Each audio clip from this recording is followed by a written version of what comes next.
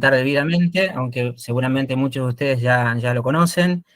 La actividad, digamos, forma parte, bueno, en principio, presentarme yo también, como recién conversábamos con Pablo, la actividad, digamos, está pensada, digamos, como una actividad que convoca, digamos, a la comunidad de la Facultad de Humanidades, Artes y Ciencias Sociales de UADER, pero también convoca a cualquier público interesado en las temáticas que estamos proponiendo.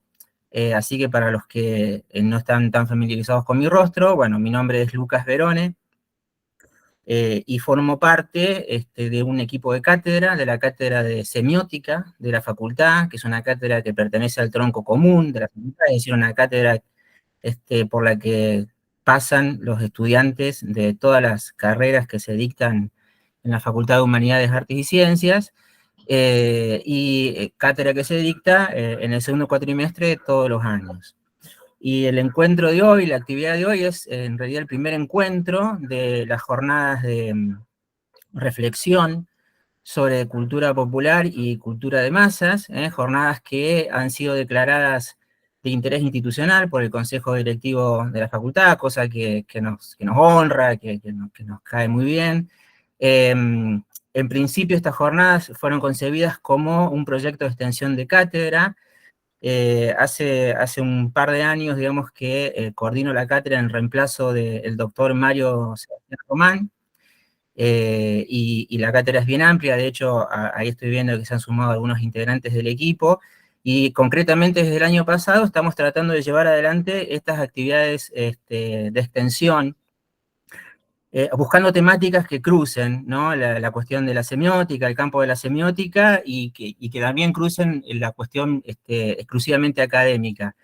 Las jornadas del año pasado tuvieron que ver con poner en cuestión justamente la semiótica a partir de la transdisciplina, a partir de las cuestiones vinculadas con la investigación, las investigaciones actuales y las posibilidades de hacer de la semiótica una transdisciplina. Y bueno, para este año nos propusimos estas jornadas de reflexión sobre cultura popular y cultura de masas, y para el primer encuentro tenemos la presencia del doctor Pablo Francescuti, que va a llevar adelante una disertación sobre el tema teorías conspirativas. El título de la charla es interrogativo, ¿no? Es una de las narrativas dominantes del siglo XXI. Y estas jornadas se llaman así, jornadas en plural, porque se van a completar con un segundo encuentro, así que aprovecho también para invitarlos a este segundo encuentro. Seguramente ya les va a llegar flyer de difusión y demás, que va a tener lugar de manera virtual también, como esta instancia, el día miércoles 28 de junio, si no me falla el calendario. El día miércoles 28 de junio, a partir de las 17 horas también, y nos va a visitar, digamos, vamos a contar con la presencia de un investigador mexicano, Nicolás Hernández Mejía, que trabaja el cruce entre ciertas músicas consideradas músicas urbanas, como el rap, el trap y demás, y lo que sería la cultura de los pueblos originarios de la zona eh, de América Central, y también lo que son las reivindicaciones sociales, políticas, culturales de esas comunidades. Así que bueno, queda hecha la convocatoria, la invitación para el segundo encuentro, que va a tener lugar el miércoles 28 de junio. Y ya que estamos, aprovechamos también para invitar a otra actividad de extensión que lleva adelante la cátedra de semiótica. Ya esta es presencial, así que vamos a convocar, los estamos convocando presencialmente a las aulas de la facultad, que va a tener lugar el día 15 de junio, el día jueves 15 de junio, dentro de 2 semanas. Se trata de una mesa de debate que va a estar coordinada, es una mesa de debate de jóvenes investigadores, que va a estar coordinada por otro profesor de la cátedra, por el profesor Román Mayorá, y vamos a estar compartiendo esa mesa de debate con 3 jóvenes investigadores, que van a poner un poco en cuestión lo que supone iniciarse, ¿no? En la trayectoria investigativa, en el campo académico, digamos, así que va a estar bien interesante, ¿eh? La actividad está pautada para el jueves 15 de junio a partir de las 19 horas, en aulas de la facultad. Es una actividad presencial. Así que, bueno, bienvenidos, muchas gracias por estar. Se sigue sumando gente. Ahí veo que en el chat, Vanessa, a quien ahora que hay más gente, es más nutrida la concurrencia, vuelvo a agradecer. Durante todo el año pasado nos estuvieron acompañando en lo que sería la parte técnica.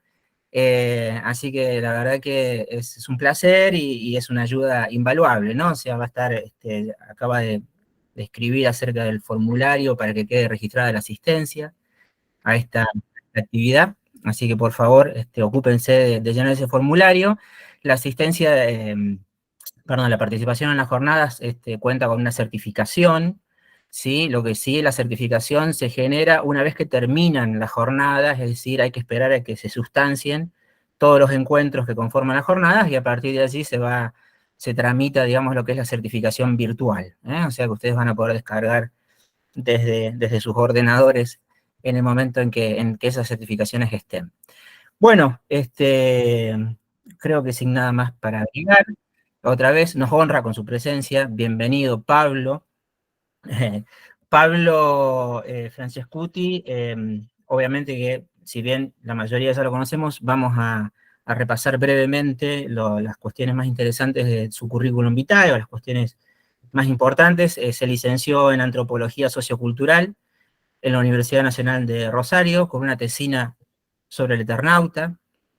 Hacia 1991 se traslada a Madrid, donde cursa el doctorado en Sociología, culminando en una tesis sobre la ciencia ficción y el riesgo nuclear. De hecho, una tesis que obtuvo el Premio de Investigación Social del Ministerio de Interior de España. Desde el año 2003 ejerce la docencia en la Facultad de Ciencias de la Comunicación de la Universidad Rey Juan Carlos de Madrid, de la cual es profesor titular. En paralelo, compatibiliza sus actividades académicas con el ejercicio del periodismo profesional, especializado en ciencia, técnica y medio ambiente, llegando a ocupar el cargo de secretario de la Asociación Española de Comunicación Científica. Sus líneas de investigación abarcan la teoría social del tiempo, la sociología del audiovisual, la comunicación social de la ciencia y el discurso periodístico. Esas líneas se plasmaron en una serie de proyectos diversos, o uno de ellos de cariz más semiótico, que se centró en el secreto como forma comunicativa y su derivación en las teorías de la conspiración, ¿sí? Que es un poco el tema que nos congrega, que nos convoca. Como profesor invitado ha dictado clases en la UBA, en la Universidad de Rosario, en el Instituto Tecnológico de Monterrey, y en las universidades Nova de Lisboa y de Coimbra. Ha participado en numerosos congresos como ponente invitado o miembro del comité científico. Como especialista en comunicación ha impartido clases en numerosos cursos y seminarios dirigidos a estudiantes de grado y posgrado, miembros de fuerzas de seguridad, periodistas, científicos, etc. Sus pesquisas se plasmaron en numerosos artículos académicos, así como en libros, en capítulos de libros. Dentro de los libros me parece interesante destacar el libro Historias del Futuro, Utopías y Distopías después de la pandemia, La pantalla profética, del año 2008, y Comunicación de riesgo, comunicación de crisis. Sí, bueno, de hecho, hace muy poco, el lunes, ha concluido, digamos, ha terminado de dictar un seminario en la Escuela de Literatura Aldo Oliva, de Rosario, un seminario sobre novelas de espionaje que está disponible en línea, en YouTube, están disponibles los encuentros de ese seminario. Los invitamos calurosamente a que vean la propuesta porque ha sido realmente muy interesante, muy productiva. Así que bueno, bienvenido, Pablo. No sé si hay algo del currículum que se me ha pasado. Bueno, el currículo, muchas gracias. Faltó decir que vine a Paraná poco después de inaugurado el túnel subfluvial. Es decir, que me trajeron mis padres con mi hermana cuando éramos chiquititos, hicimos el viaje iniciático del cruce del túnel allá en el 67-68, no creo. Para nosotros era como 20.000 leguas de viaje submarino, ¿no? Esa la experiencia, ¿no? Bueno, agradezco mucho volver virtualmente a este lugar de aquella mítica experiencia subacuática. Y nada, bueno, no voy a entretenerme más porque no hay mucho que hablar, no hay mucho tiempo, así que vamos a tratar de ir Exacto. adelante. La temática que nos convoca es teorías conspirativas. Una de las narrativas dominantes del siglo XXI, con un signo de interrogación. Y un poco la dinámica va a ser, hemos pensado algunas preguntas con Pablo, digamos, así que yo le voy a dar esas preguntas a modo de pie para que él pueda desplayarse, pueda desarrollar, y luego durante calculamos unos 60 minutos de conversación, y una vez finalizado, va a haber un momento para que el público, para que los asistentes puedan hacer sus comentarios, sus preguntas y demás. ¿Sí? Así que bueno, Pablo, si te parece, arrancamos. Otra vez bienvenido, la verdad que ha sido un gusto. Con respecto a la charla, está siendo grabada esta conversación, así que va a estar resubida, retransmitida en YouTube para que, bueno, quienes no pudieron hacerlo o para que quienes quieran volver a verla puedan buscarlo. En principio, Pablo, la primera pregunta tiene que ver con el por qué, ¿no? Estudiar las teorías conspirativas. Bien. ¿Por qué? Por dos vivencias personales y por una razón teórica. Vivencias personales, me tocó vivir, casi de primera fila, lo que fue una teoría conspirativa que tuvo lugar en España en el año 2004, poco después de los atentados de Atocha, ¿se acuerdan, no? Los famosos atentados de esa célula yihadista en las estaciones de tren, ¿no? Que provocaron un gran revuelo, fueron unos pocos días antes de las elecciones. Bueno, en esos días hubo una protesta social muy importante, yo participé también en Madrid, de gente que no aceptamos la versión oficial. El gobierno de Aznar, del PP, insistió de que era un atentado de ETA, ¿no? A pesar de que las evidencias indicaban de que eran yihadistas, y al final pues terminó en una manifestación muy singular que convocó a Aznar en apoyo de él y en contra de ETA, y en el cual fue otro sector de la multitud pues cuestionó eso y empezó a gritar quién ha sido.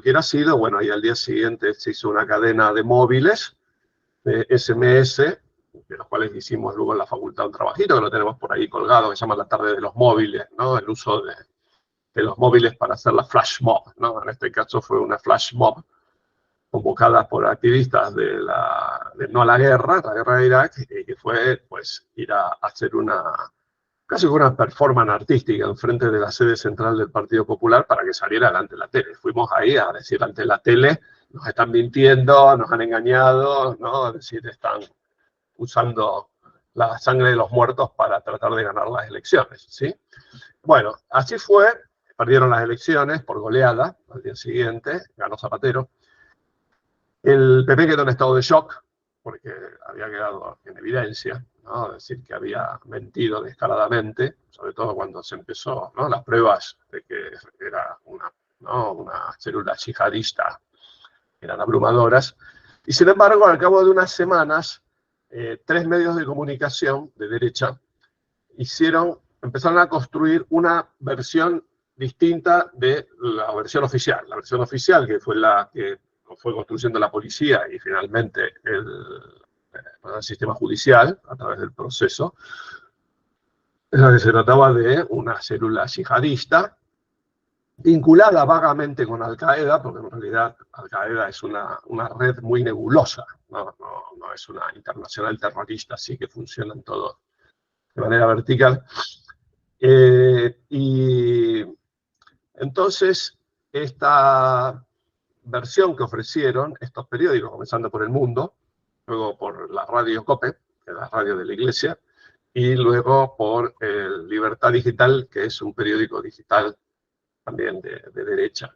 Y estos dijeron que mentira, que la versión oficial estaba llena de huecos, de contradicciones, etcétera, etcétera, y todos esos huecos daban lugar a pensar de que efectivamente había estado ETA metida, ¿no?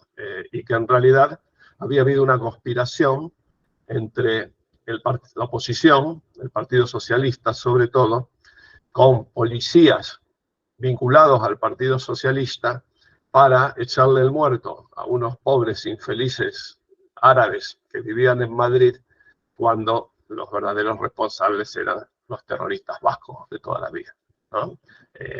Rajoy, esto se le ocurrió a los periodistas, es interesante. Luego el PP, cuando empezó a salir de la parálisis, decidió asumir esa teoría, incluso Rajoy primero y luego Aznar, cuando fue ahí a una comisión parlamentaria a explicarlo, pues dio a entender de que él también rechazaba la tesis oficial. Todo eso nos entretuvo casi un año, ¿no? Hay gente que todavía sigue creyendo en ella, ¿no? Es decir, fue la primera gran teoría de la conspiración de la historia española, que yo sepa, ¿no? Por lo menos de la época moderna. Esa fue una. La otra que me tocó vivir fue la de la pandemia, que esa la vivimos todos, ¿no? Es decir, durante la pandemia del COVID hemos visto una eclosión de teorías conspirativas de todo tipo, ¿no? Que atribuían, pues, la pandemia a, primero, bueno, de los negacionistas que decían que no existía ni el virus, o que el virus era inocuo y que nos querían asustar porque era parte de un plan global de disciplinamiento de la población, o porque era una guerra biológica que había desencadenado Estados Unidos, otros decían que lo había desencadenado China, otros decían que era una conspiración de las farmacéuticas para vendernos medicamentos, en fin, infinitas, ¿no? Es decir, y todas se mezclaban, se combinaban, ¿no? Entonces, yo creo que ahí hubo una especie de toma, por lo menos en Europa, ¿no? En el primer mundo, de toma de conciencia generalizada de que las teorías de la conspiración, que hasta entonces estaban un poquito en los márgenes de la cultura y del sistema mediático, habían ya logrado ocupar el primer plano, ¿no? Ya no eran un discurso marginal, sino habían pasado a ser un discurso mainstream, ¿no? Y de hecho, lo siguen siendo. Hoy no tanto, porque tenía que ver con una crisis. Evidentemente son las crisis las que desatan ¿no? Multiplican estas. Ahora ya, bueno, ya la pandemia quedó atrás, aunque ha pasado algo muy curioso, después volveré a hablar, que muchos, sobre todo el hardcore, ¿no? El núcleo duro de estos conspiracionistas antivacunas, bueno, negacionistas del virus, o que creían que el virus existía, pero bueno, los chinos lo habían fabricado, era un arma biológica, etcétera, etcétera. Pues se han pasado todos al negacionismo climático. Ahora, así, ¿no? De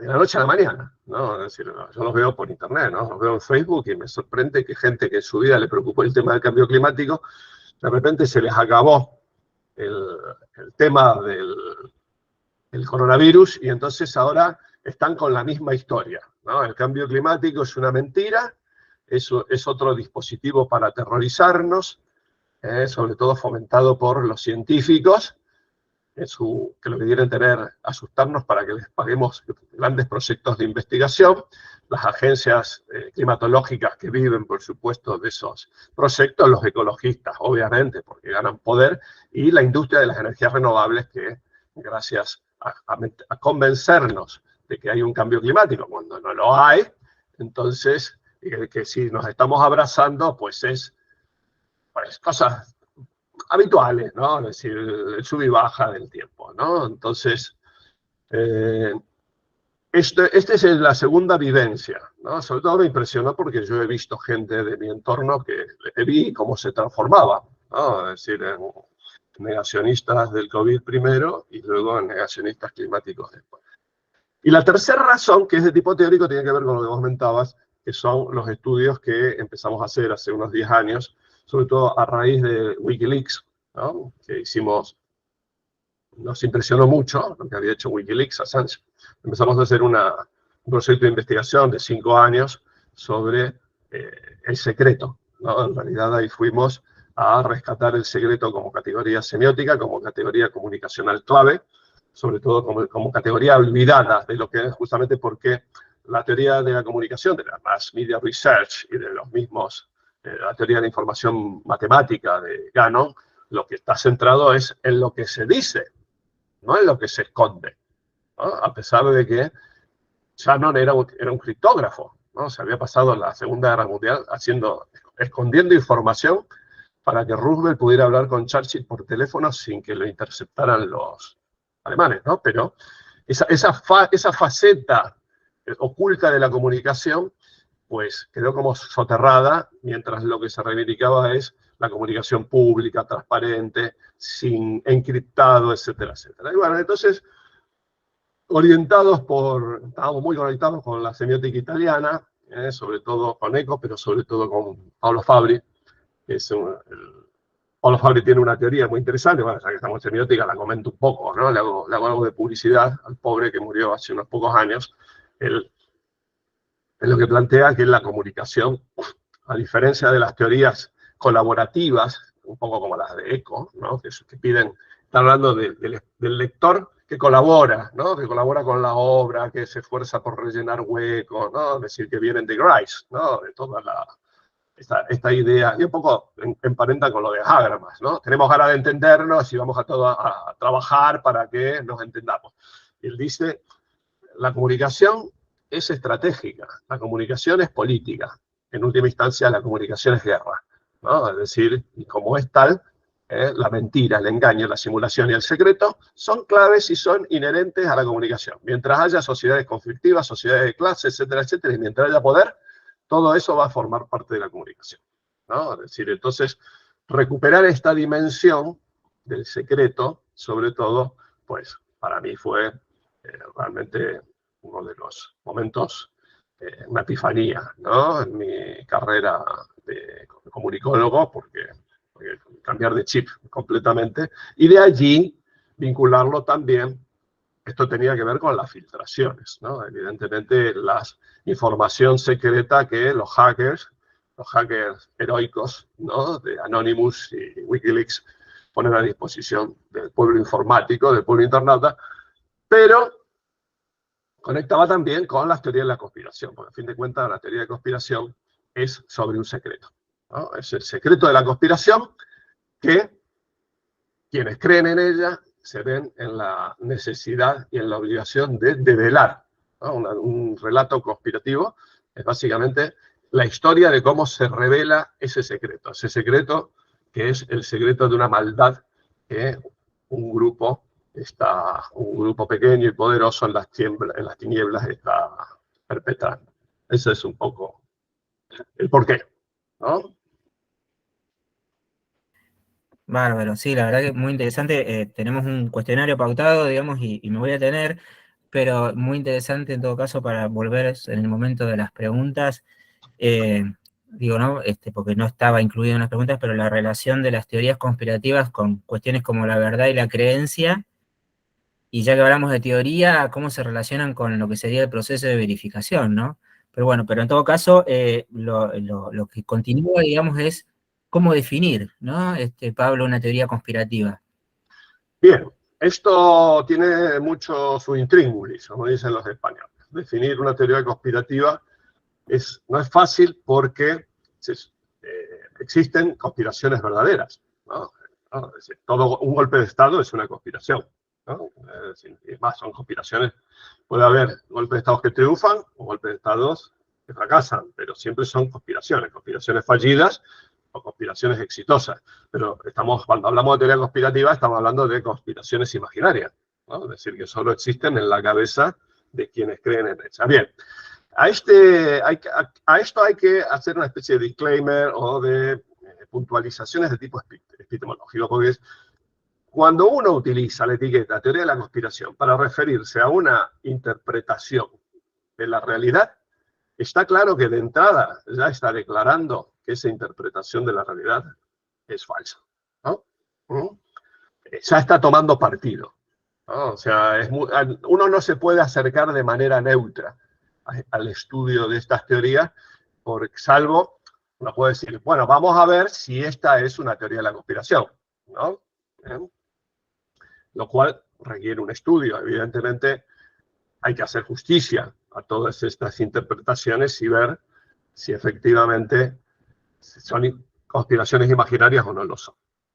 También tengo que decir que hay autores que son muy críticos con todos estos estudios sobre teorías conspirativas. Ellos consideran que la etiqueta teoría conspirativa es una estrategia retórica para deslegitimar determinados discursos, ¿no? Es decir, o sea, yo, si hay algún discurso que no me gusta, ¿no?, que está denunciando el accionar de algunos poderosos, pues digo, son unos conspiranoicos, ¿no? Es decir, ven fantasma debajo de la cama, ¿no? Es decir, y con eso ya los deslegitimo totalmente, ¿no? Es decir, un poco más los estoy tratando de locos, ¿no? Sobre todo la palabrita conspiración, paranoia, conspiranoia, que viene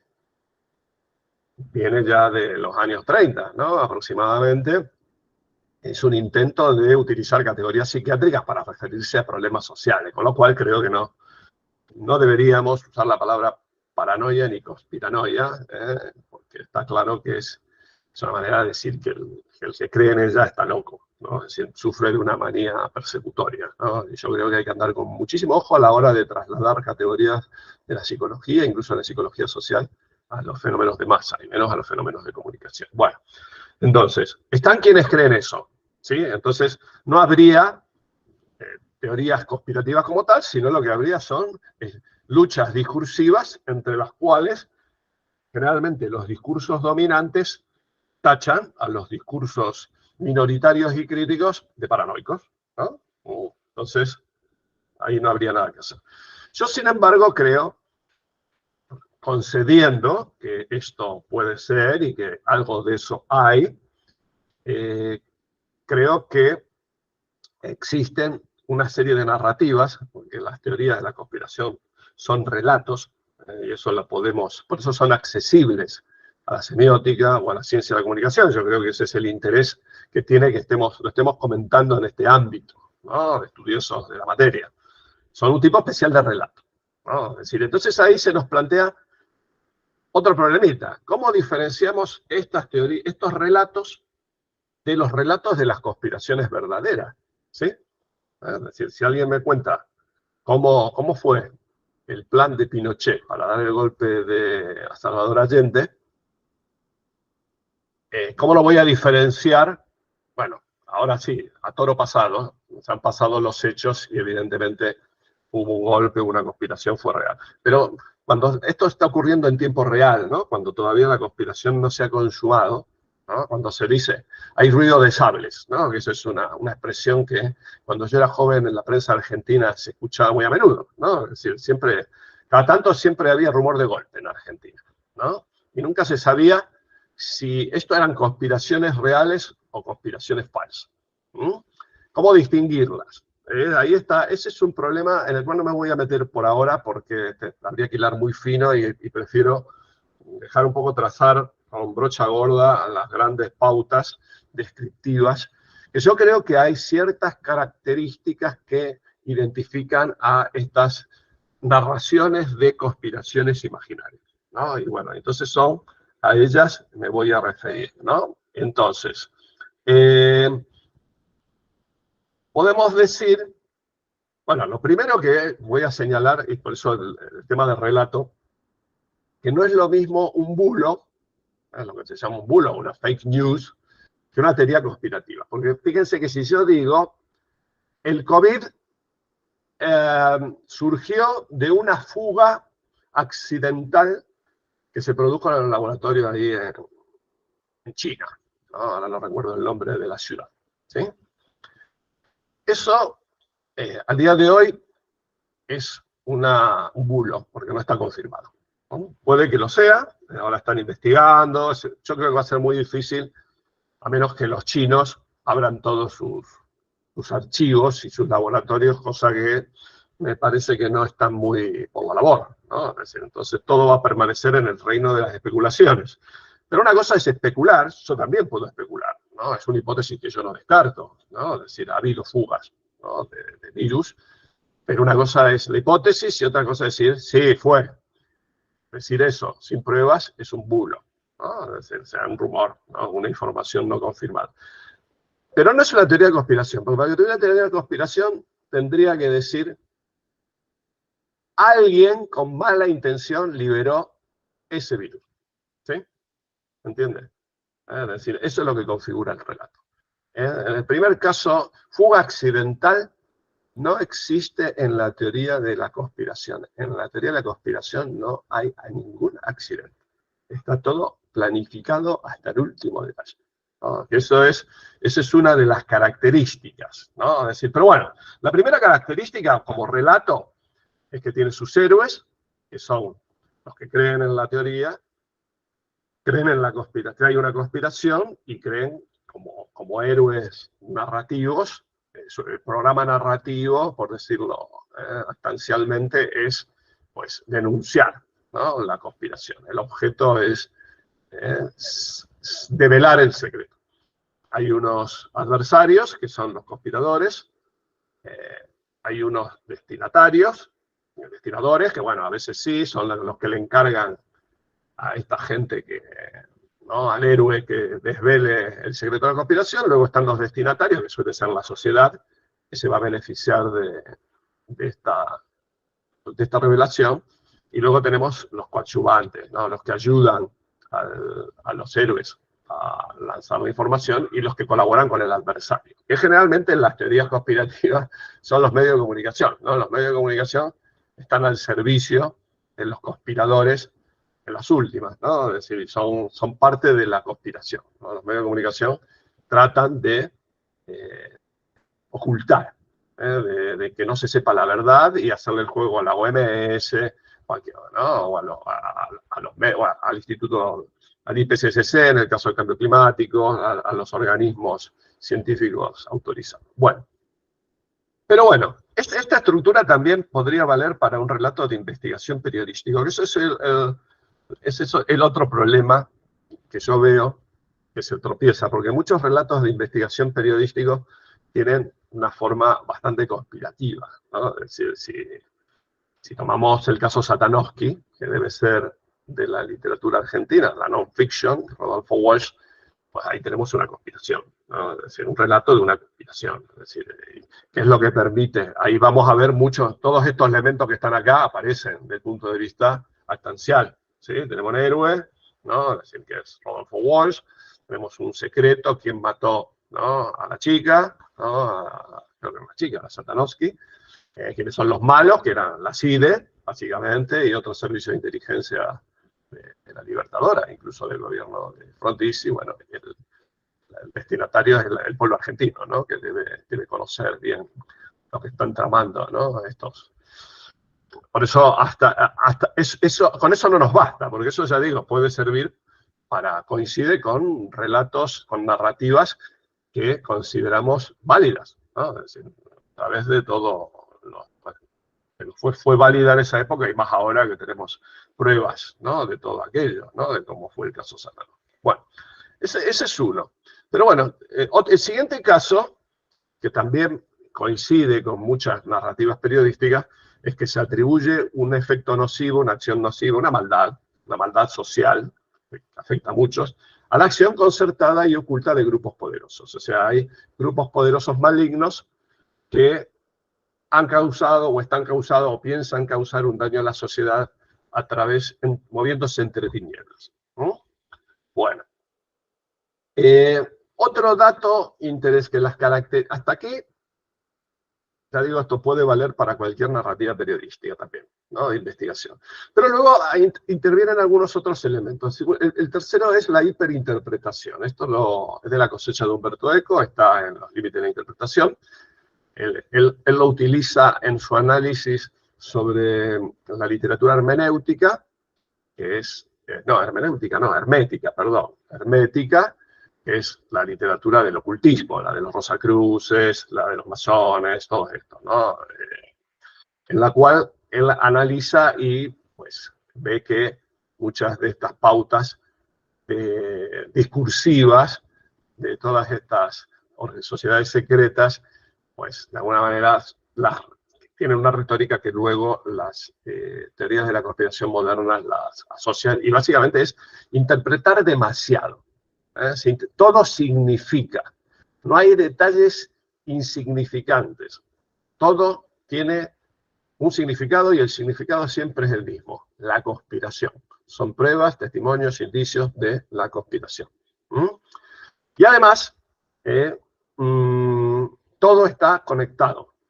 En la medida que todo tiene sentido, no son sentidos sueltos, no es una jungla de los símbolos, sino es una compleja arquitectura que revela que esto nos conecta con esto otro, ¿no? Es decir, Bill Gates está en el consorcio Gavi, que quieren crear financiaron la búsqueda de la vacuna contra el COVID, y además Bill Gates dijo que hay que crear un microchip que vaya por la sangre para curarnos por adentro los tumores, cuando en realidad lo que quiere es utilizarlos para controlar nuestro conocimiento. Luego Bill Gates está detrás de estas vacunas, luego Bill Gates además financia varias páginas de fact-checkers, lo que demuestra que los fact-checkers, las empresas de verificación de datos, están al servicio también de la conspiración, ¿no? Entonces, Hay una novela muy bonita de Gombrowicz que se llama Cosmos, que explica muy bien lo que es esta mentalidad, ¿no? La cual, bueno, es pues pura paranoia, ¿no? El personaje cree que está en una casa de campo en Polonia y empieza a creer que hay algo oculto y empieza a encontrar que hasta las hojas de los árboles tienen un significado y que están conectando con un rastrillo que está colocado de tal manera detrás de ¿cómo se llama? El cuarto de las herramientas y luego de un pajarito colgado, que también, ¿no? Es decir, Compromis, la verdad que ahí en esta novela, que yo creo que es una gran novela de él, ¿no? Es decir, refleja muy bien ese cosmos, es decir, es la visión, ¿no?, de un universo todo conectado y donde nada ocurre por casualidad. En las teorías conspirativas nada ocurre por casualidad. El accidente y el azar son expulsados, ¿no? Porque eso significaría de que los conspiradores no controlan. Y en la teoría de la conspiración, los conspiradores controlan, porque por eso son peligrosos, porque controlan mucho, ¿no? Luego, bueno, incluso se puede llegar a decir que si un epidemiólogo hace 4 años advirtió que podía llegar una pandemia, ¿no?, de algún virus respiratorio, pues la conclusión es clara. Ese hombre formaba parte de la conspiración y ya estaba, ¿no?, indicando que había ya planes para lanzar un virus.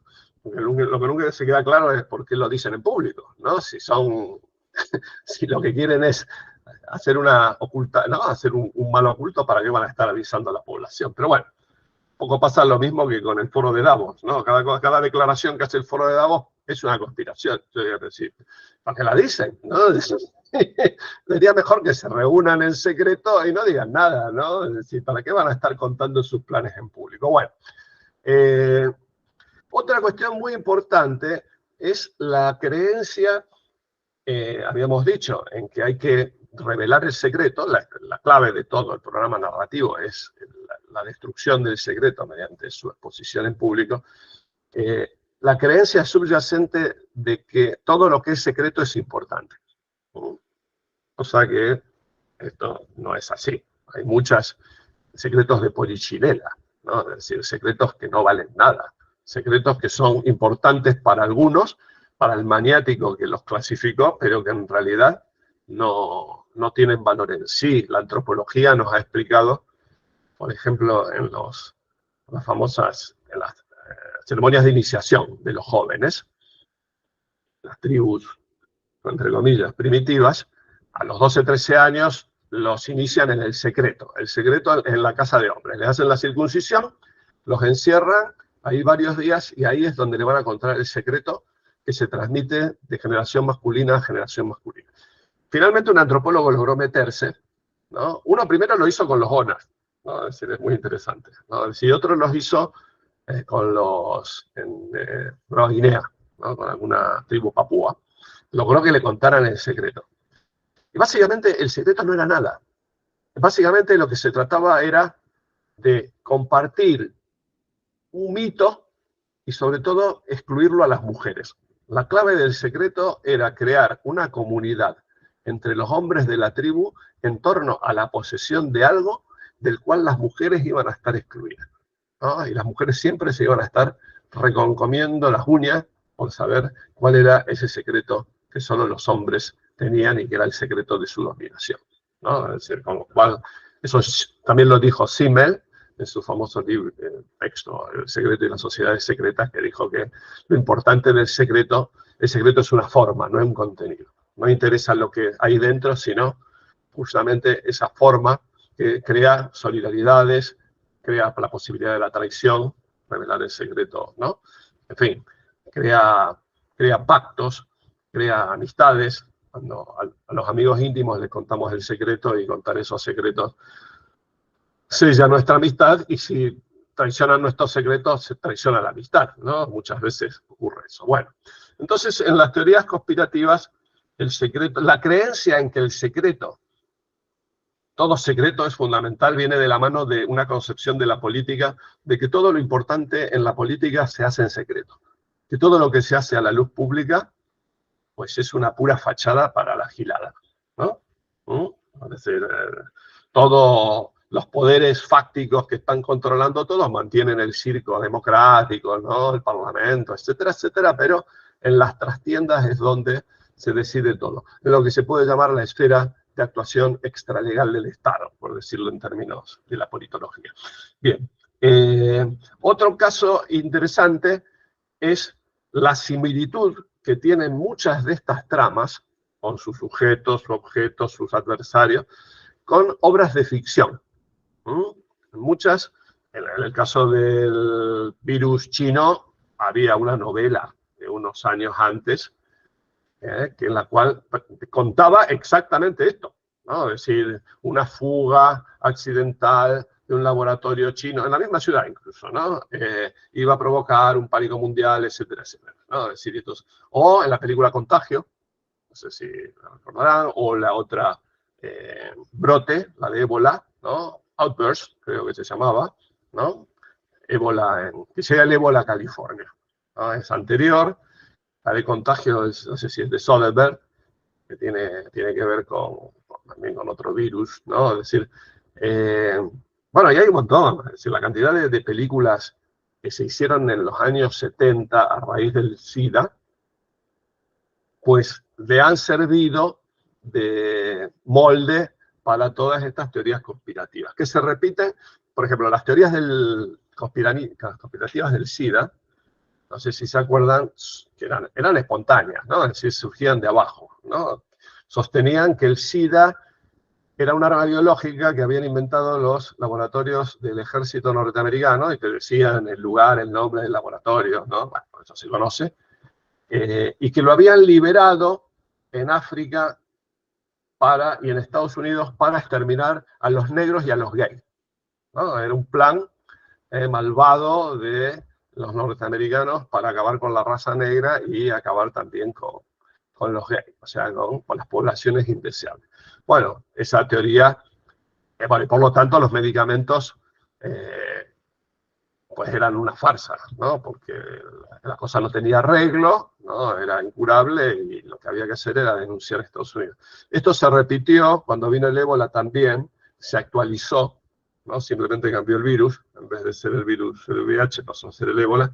Y bueno, y luego cuando vino el COVID, pues lo mismo, ¿no? Es decir, o sea, están entre los que dicen que es también un plan de las élites globalistas para acabar con la población mundial, o por lo menos con los pobres, ¿no? Sacárselos de encima, o quien dice que es un invento de la farmacéutica, ¿no? Para enriquecerse, etc. Era otra versión. Entonces uno ve ahí que curiosamente esas narrativas de ficción son apropiadas por quienes elaboran estas teorías conspirativas, sobre todo a través de Internet, ¿no? Que es la que le ha dado mucha cancha, y se comportan como los textual poachers, ¿no? De los que hablaba Henry Jenkins, el de la convergencia mediática, ¿no? ¿Se acuerdan que él dijo que la convergencia mediática había favorecido un tipo de práctica novedosa, mediante el cual los usuarios se habían transformado, los consumidores, en prosumidores, porque se apropiaban de los contenidos mediáticos, y entonces se decía furtivos, ¿no? Furtivos textuales,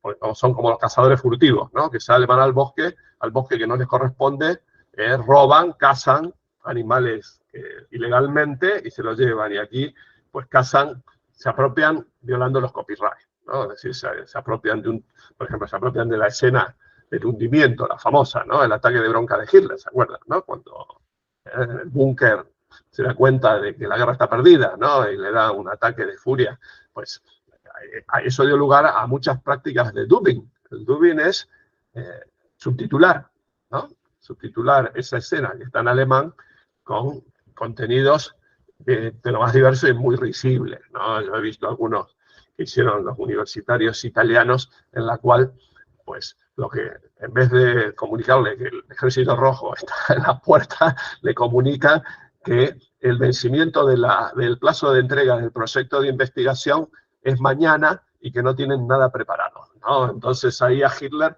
se pone de los nervios y empieza a insultar a todos los generales que fueron incapaces, como un jefe de cátedra, ¿no? Castigando a todos los adjuntos de no haber presentado el proyecto a tiempo, y al final la termina pagando la última becaria, ¿no? Es decir, que es la secretaria, ¿no? De Hitler, que es la que va, está asustadísima porque es la que va a tener que trabajar toda la noche para poder presentar al día siguiente el proyecto de investigación para la subvención del ministerio, ¿no? Es decir, claro, eso es dubbing, ¿no? Esos son, podríamos decir que esos son las apropiaciones divertidas, ¿no? Es decir, pero están las otras apropiaciones de las que parece que los usuarios, los creyentes en las teorías, no se dan cuenta. Yo ya he discutido con algunos de ellos y le digo, pero escúchame, esto que está diciendo es lo que dijo la película, la novela tal, hace 30 años. ¿A vos no te parece que hay algo raro en esta historia, ¿no? Es lo mismo del SIDA, pero ahora, es decir, simplemente, no me importa, ¿no? Es decir, ¿no? Bueno, y son duros de pelar, ¿no? Bueno, entonces eso es otra manera, ¿no? De audiencia activa, ¿no? Por decirlo así, ¿no? Son audiencias muy activas que se van apropiando, pues también se apropian de cosas que dicen los diarios, hacen lo que se llama cherry picking, ¿no? Es decir, van tomando, un científico dice, saca una noticia que dice, hemos comprobado que la vacuna produce un efecto secundario de, pues, impotencia sexual. Y abajo dice, sin embargo, el 88% de los vacunados funcionó, pues toman solo la parte ¿no? Del efecto secundario, ¿no? Es decir, pillan eso y luego lo meten ahí en su relato y dicen, como dijo aquel experto, la vacuna produce impotencia sexual, ¿no? Es decir, sí, es decir, van cogiendo por aquí desde la ficción y también desde los textos informativos, ¿no? Bueno, y luego podríamos decir algunas cositas más de esto. Pues sí, la retórica del periodismo de investigación, ¿no? Es decir, es un investigador solitario, ¿no? Como un periodista, descubre, sospecha que alguien está atentando contra el bien público y entonces con todos los recursos de investigación periodista los va a destapar. Y de hecho se ve que ha habido un cambio, ¿no? En las teorías conspirativas a partir de las últimas décadas que han ido adoptando cada vez más las pautas del periodismo de investigación. Si nos miramos en el Loose Ends, ¿no? Ese documental conspirativo sobre las Torres Gemelas, no sé si se acuerdan, ¿no? Es decir, es un documental que hizo muy casero, ¿no? Es decir, entonces donde Loose Ends son cabos sueltos, ¿no? Es decir, donde el tipo como hace un periodista de investigación, ¿no? Es decir, ¿se acuerdan de Berbisky? Que siempre hacía eso, Berbisky, decía, casualmente lo vieron al presidente de la Corte Suprema reunido, almorzando con el primo de Mauricio Macri 2 días antes de que a Cristina la condenaran, ¿no? Es decir, no se sabe de qué hablaron, pero ya esa asociación, ¿no? Es decir, ya sienta sospecha. Luego, decir, otra, ¿no? Es decir, cabos sueltos, ¿no? Es decir, antes de la explosión de las Torres Gemelas, desconectaron la alarma, ¿no? Que podía haber alertado del ataque, ¿no? Casualmente. Bueno, entonces van haciendo una acumulación cada vez mayor, ¿no? Es decir, si los relatos conspirativos son un poco tediosos por la cantidad de pruebas, ¿no? Es decir, sobre todo pruebas técnicas, ¿no? Es decir, que claro, eso te obliga, si los quieres refutar, pues a entrar en el terreno técnico. Luego, cuando rascas, descubre que son pruebas técnicas metidas con forceps, que no venían a cuento, que se explican, escúchenme, lo de la luna, lo del fraude, ¿no? Lo de la conspiración lunar, ¿se acuerdan? El hombre nunca llegó a la luna. Y la famosa teoría es que la bandera estaba recta. Nada, la bandera ondeaba, ¿no? Decía, ¿cómo es que ondea si en la luna no hay viento? ¿No? Decir, no, decir, bueno, la prueba, sí, documental, claramente, la prueba, la bandera ondea, no hay viento. Conclusión, es decir, ellos hacen lo que sería ¿cómo se llama? Un silogismo retórico, ¿no? Es decir, le falta una premisa a eso, ¿no? Es decir, que podría ser, pues ondea porque la bandera estaba doblada, la habían doblado de manera que pareciera ondear para hacer un efecto de realidad, así de sencillo, ¿no? Es decir, la NASA programó todo, ¿no? Es decir, quería que la bandera pareciera, incluso tenía un palito arriba para que no se cayera, ¿no? Es decir, o sea que y la sombra, ¿no? Y el polvo lunar, bueno, toda una serie de indicios para convencernos de que todo eso era un plató de cine dirigido por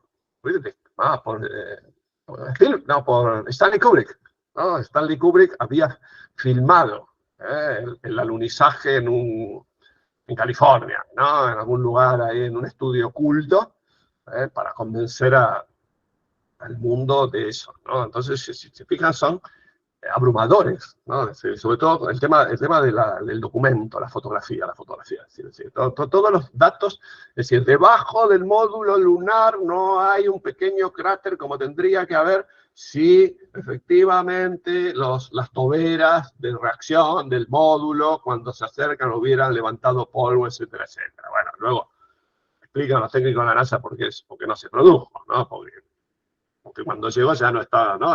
Directamente bajó sin fuego, ¿no? Es decir, bueno, todo ese tipo de cosas que producen lo que en semiótica se llaman efectos de verdad, ¿no? Es decir, si tú no tienes tiempo para analizarlo, pues te abruman, ¿no? Es decir, parece que están hiperdocumentados, ¿no? Es decir, y bueno, aquí con lo del 11M, nos volvieron locos, ¿no? Esta gente, los periódicos, estos periodistas, tratando de convencernos de que el explosivo que habían utilizado para los atentados no era el de ETA, ¿no? El que usaba siempre ETA. Pues ETA siempre usaba siempre el mismo atentado, un explosivo, ¿no? El titadine, ¿no? Entonces, los análisis dijeron que no, que era otro explosivo. Pero, sin embargo, hubo un químico que no descartó que pudiera ser titadine, bueno, se agarraron de eso, ¿no? Entonces, a pesar de que el juez pidió 50 análisis de nuevo, y quedó claro que no era el explosivo de ETA, estos tipos se agarraron de eso para seguir, ¿no? Eternamente, bueno, y llegaron con el ridículo mayor fue cuando ellos hablan, la conexión vasca, ¿no? Según ellos, ETA estaba detrás de todo esto y entonces ellos, los terroristas, dejaron una camioneta, una furgoneta Renault Kangoo, ¿no? Entonces, parece que la policía encontró en la camioneta una prueba que decía Mondragón, ¿no? Mondragón es una cooperativa vasca muy famosa que está en Oñate, que es un lugar donde votan mucho a Herri Batasuna, que es el partido afín de ETA. Entonces salió El Mundo portada. El vínculo clave entre ETA y los atentados. Una tarjeta de la cooperativa Mondragón. Y luego resultó que era un cassette de la orquesta Mondragón, que es una orquesta de música bailable como eran los Twists, ¿no? Bueno, hicieron el ridículo total, ¿no? Es decir, cuando toda la prensa sacó la prueba, la famosa carta, ¿no? Señal, era una que usaban, era para escuchar música, ¿no? La habían puesto para un cassette de música bailable de la orquesta de Mondragón, y estos habían sido tan torpes que lo habían tomado como una especie de carta, documento que había dejado procedente de la cooperativa Mondragón, la prueba, el eslabón de la prueba baja. Bueno, así, ¿no? Es decir, bueno, entonces, sí, y bueno, con esto podría abundar, pero se me va a ir el tiempo, ¿no? Entonces, bueno, yo creo que con esto más o menos te he contestado, ¿no? Esta pregunta, ¿sí? Buenísimo, gracias Pablo. Un poco y vinculado con lo que venís comentando, ¿no? O sea, considerando el universo de la comunicación de masas, ¿no? De la cultura global, la pregunta sería, ¿cuáles serían los lugares donde estas narrativas de la conspiración se manifiestan con mayor intensidad, ¿no? ¿Hay lugares marcados de la comunicación donde aparezca? Ahora sí. Bueno, yo creo que siempre lo subo. En el siglo XIX era el rumor, era el boca a boca, ¿no? Hay un libro muy bueno de Bromer, que es un sociólogo especializado en antisemitismo. No solo Bromer, sino Adorno. Adorno dice, ¿qué es el antisemitismo? Y contesta, el rumor sobre los judíos, ¿no? Es decir, eso es el rumor sobre los judíos. ¿Y qué es el rumor? Pues son afirmaciones infundadas sobre los judíos. Eh, rumor. Pero eso pega un salto cuando aparecen los protocolos de los sabios de Sion, que es podemos decir, el documento fundacional del conspiracionismo moderno, hecho por la policía secreta zarista, supuestamente son las actas de un cónclave de los grandes rabinos, de manera secreta, en el cual exponen un plan para apoderarse del mundo, ¿no? Un plan que tiene ya muchas características que vamos a encontrar en las conspiraciones actuales, que es la del gobierno mundial en las sombras. Hay un gobierno mundial en las sombras, hay un colectivo específico, al que se supone muy poderoso, en este caso son los judíos, y que además llevan adelante su plan con la complicidad de la prensa liberal progresista, ¿no? Está infiltrada o trabaja al servicio de este plan de dominación. Las finanzas, obviamente, ¿no? Es decir, la banca está y el capital financiero está, los judíos, ¿no? Es decir, está al servicio de este plan de dominación. Los partidos democráticos de izquierda que quieren disolver la autoridad, las monarquías, etcétera, etcétera. Y el voto universal, ¿no? Es decir, o sea, los judíos quieren introducir el voto universal para destruir Occidente y apoderarse de él. Está claro que son todos temas muy gratos al pensamiento reaccionario más recalcitrante, ¿no? Fascismo, el temor a las grandes finanzas, el temor a la prensa liberal, a la prensa independiente, el temor a la democracia, el temor a los partidos políticos progresistas, el temor a los medios de comunicación. Ese folleto tiene un éxito terrible, se sigue reproduciendo todavía. Pero hay que decir que se ha reproducido últimamente en los países árabes, ¿no? Es decir, no, un dato triste, ¿no? En Argentina también. Luego tuvo derivaciones. En Argentina dio lugar al Plan Andinia. No sé si se les suena, ¿no? El Plan Andinia es el plan de los judíos de apoderarse de la Patagonia a través de colonias, ¿no? Es decir, colonias para luego, un poco como hicieron en Palestina, ¿no? Es decir, ir metiéndose, comprando tierras a través de, hasta que finalmente puedan proclamarse en un estado independiente. Hasta el general Bendini, no sé si se acuerdan, ¿no? Se les colgó con esa en el año 2004, ¿no? Es decir, con el plan Andinia, para que vean cómo ha pervivido esa historia. Todo ese folleto, que se reprodujo muchísimas veces, luego cuando lo toma el nazismo como libro de referencia de Hitler, de hecho, mi lucha de Hitler está bastante basada, ¿no? en lo que dice ese texto, ya luego ellos lo repiten por la radio, ¿no? Por la radio y por la prensa nazi. Es decir, ellos lo que hacen es glosar todo el discurso antisemita del nazismo, transmitido a través de los medios de comunicación de la Alemania nazi, y de Weimar, antes de esto, es una glosa de los protocolos.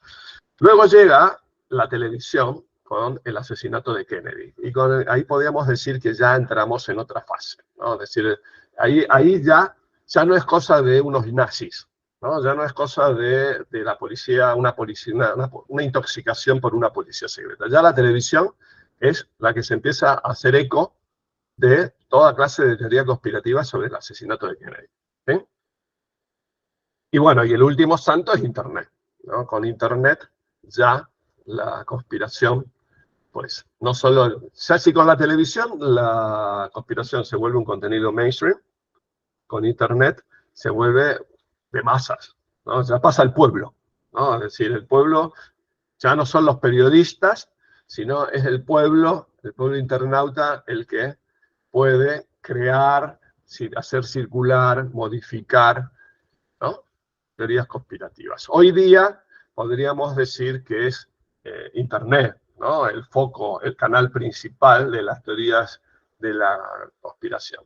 Se ha dicho mucho y se ha repetido mucho, y sobre todo durante la pandemia. Pero yo ahí voy a hacer también una pequeña advertencia. Porque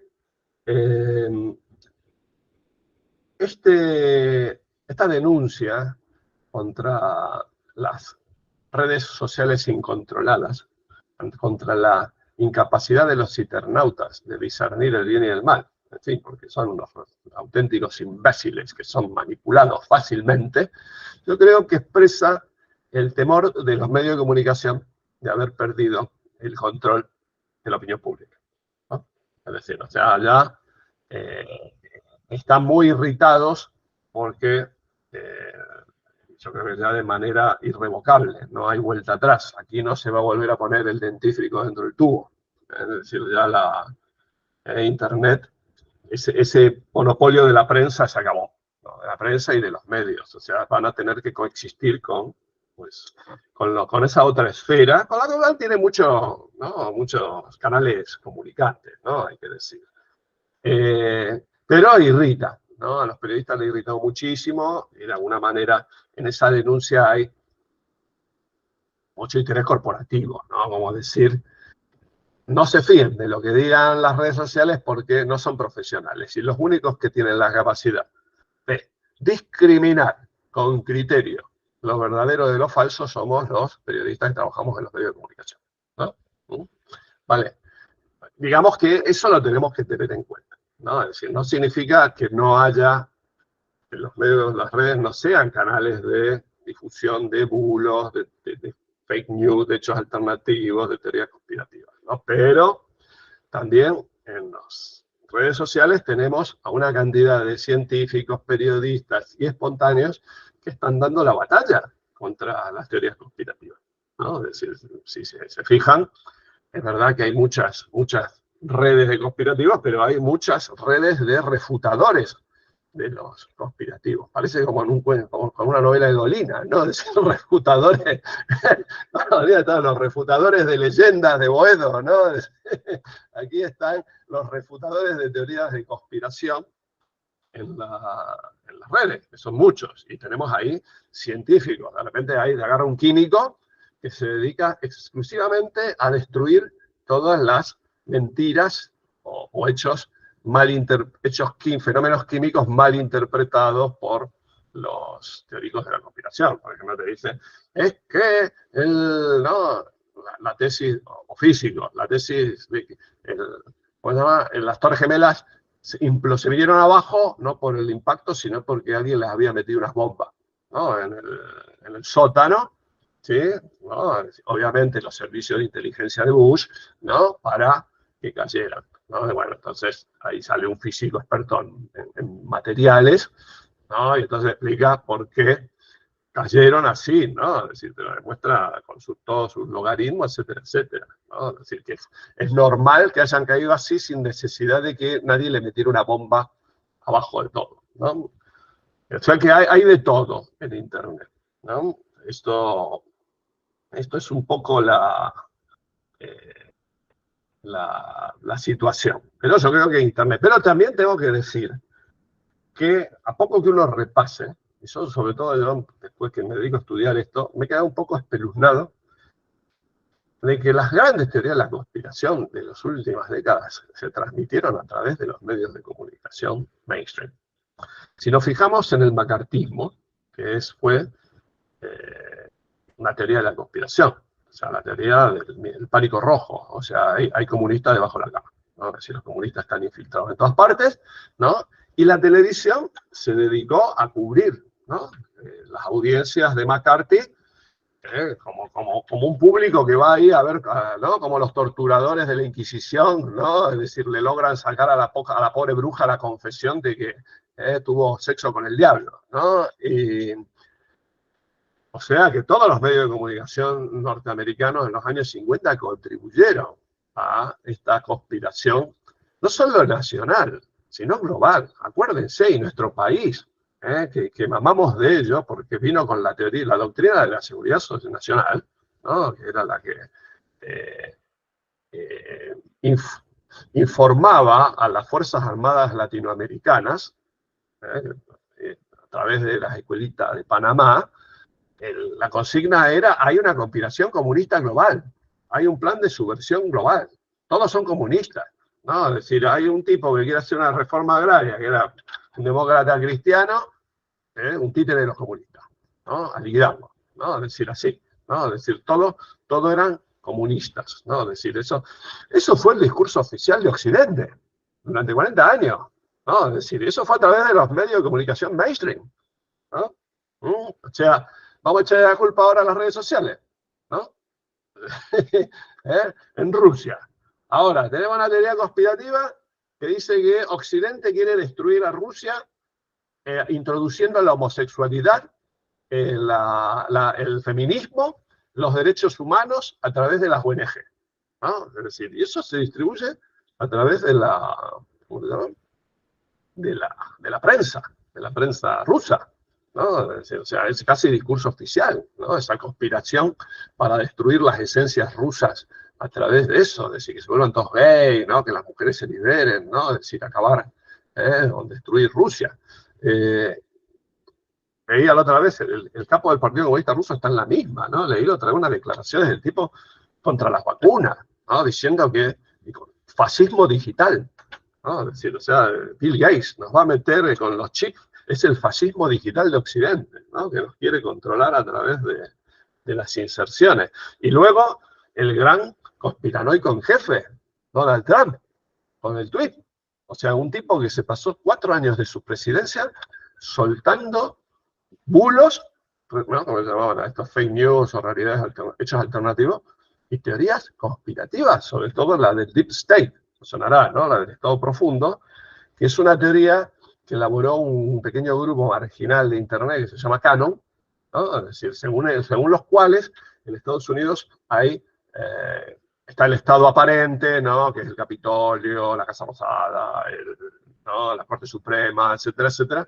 Y luego está el Estado oculto, profundo, que está controlado por Wall Street, por las élites demócratas, obviamente, ¿no? Por los progres de Hollywood, ¿no? Etcétera, etcétera, ¿no? Es decir, los que quieren introducir también la homosexualidad, el amor libre, ¿no?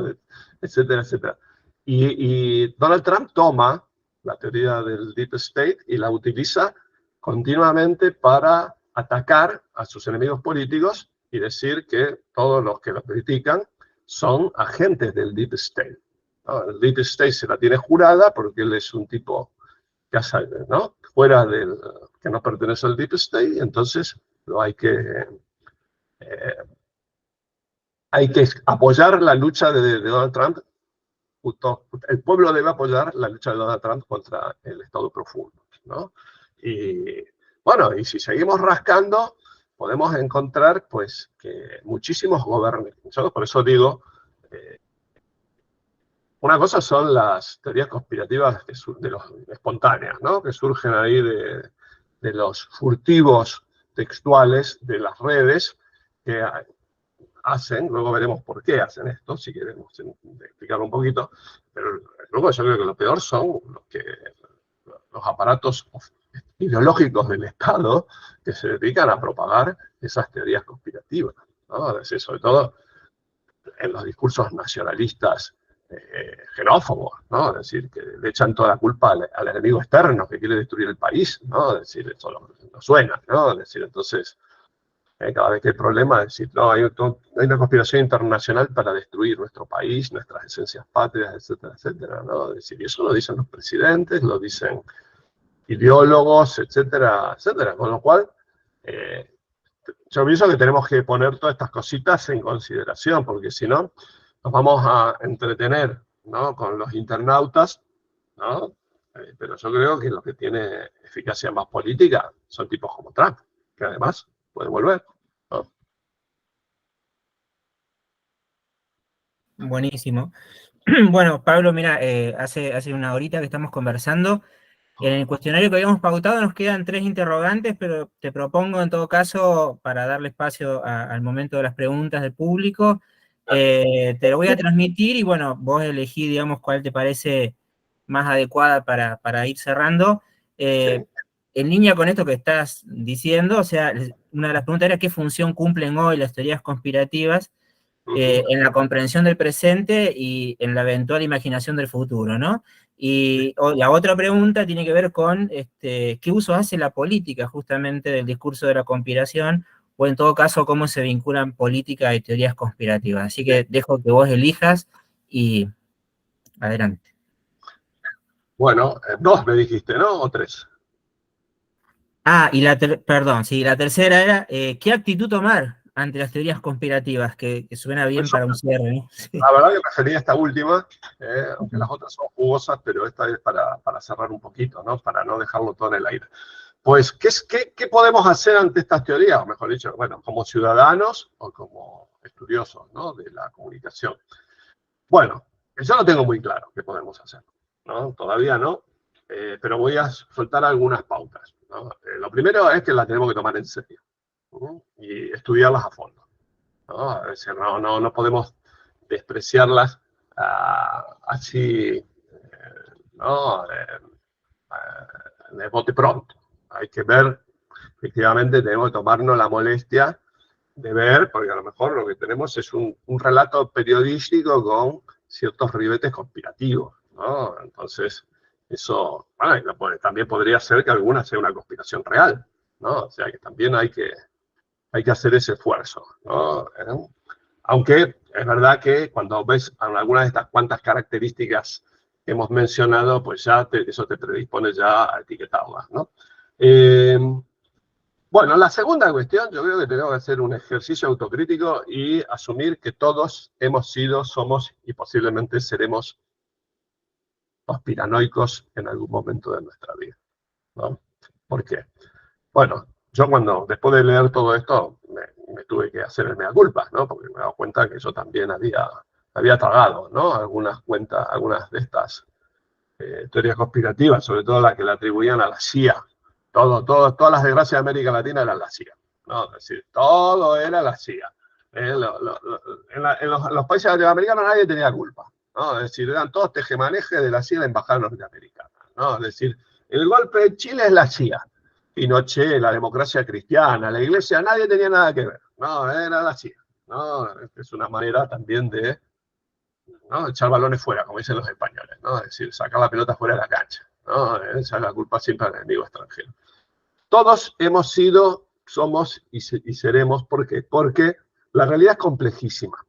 Tenemos que tratar de entender fenómenos cada vez más complejos en muy poco tiempo, y las teorías conspirativas nos ofrecen, pues, unas explicaciones de bolsillo muy rápidas, ¿no?, que a lo mejor no nos sirven para actuar en la vida, pero nos dejan un poco la cabeza más tranquila, ¿no? Porque creemos que hemos podido cuadricular eso, decir, bueno, ve una guerra en Medio Oriente, acá, claro, las compañías de petróleo, ¿no? Chao, ¿no? Es decir, estalló una guerra allá, los fabricantes de armas, por supuesto, son ellos, siempre, ¿no? Es decir, ¿sí? Entonces, eso, la farmacéutica, que ya sabemos cómo son, ¿no? Es decir, pero, es decir, están ahí, ¿no? Es decir, entonces, esto tenemos que ser conscientes y estar en alerta contra nuestra propia propensión a aceptar estas explicaciones fáciles, maniqueas, ¿sí? Sin dedicarle mucho tiempo. Y yo creo que eso va a seguir porque la realidad es muy compleja.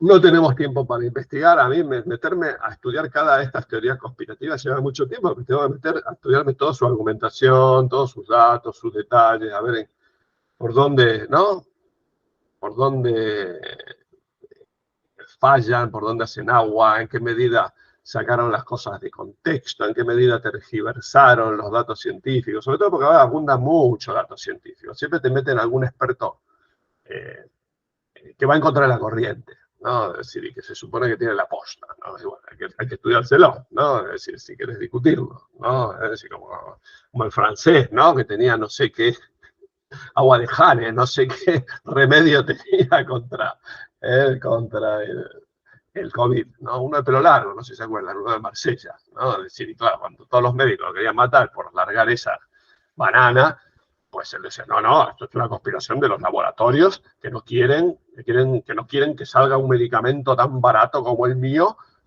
porque les arruina el negocio de sus vacunas, ¿no? Por ejemplo, ¿no? Bueno, esa es la primera.